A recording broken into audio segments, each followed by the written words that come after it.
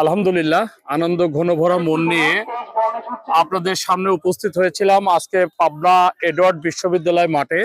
আপনারা দেখতে পাচ্ছেন যে Radhanagar Majumdar academy school and college Pabna প্রাক্তন ছাত্র ফুটবল টুর্নামেন্ট 2025।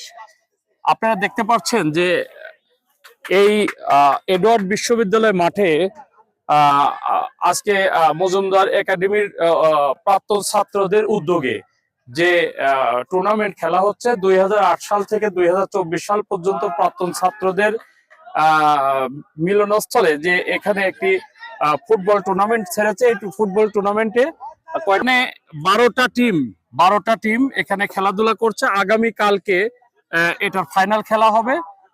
তো আমরা এই মজুমদার একাডেমির যে প্রাক্তন ছাত্রদের সুস্বাস্থ্য মঙ্গল কামনা করি এবং এই মজুমদার একাডেমি স্কুলটা দীর্ঘদিনের স্কুল। এখানে একটা ঐতিহ্যবাহী স্কুল। পাবনার যত নেতা নেতৃত্ব, স্থানীয় ব্যক্তিত্ববর্গ রয়েছে এবং অফিসার বৃন্দ রয়েছে, বিভিন্ন পর্যায়ের বিদেশি প্রবাসী রয়েছে, তারাও এখানে এই মজুমদার একাডেমিতে লেখাপড়া করেছে।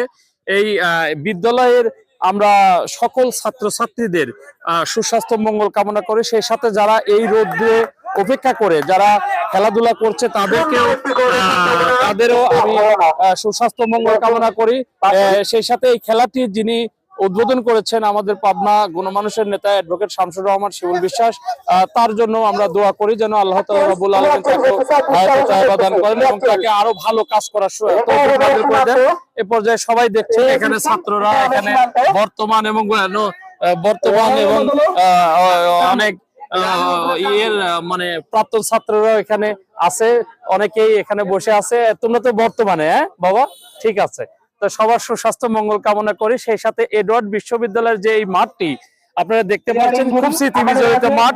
এখানে সারা পাবনার মানুষের যে খেলাধুলা গুলো এখানে হয়ে থাকে এবং মাঝে মধ্যে স্টেডিয়াম মাঠে হয়ে থাকে, অন্যান্য বিদ্যালয়ের মাঠে হয়ে থাকে, কলেজের মাঠে হয়ে থাকে।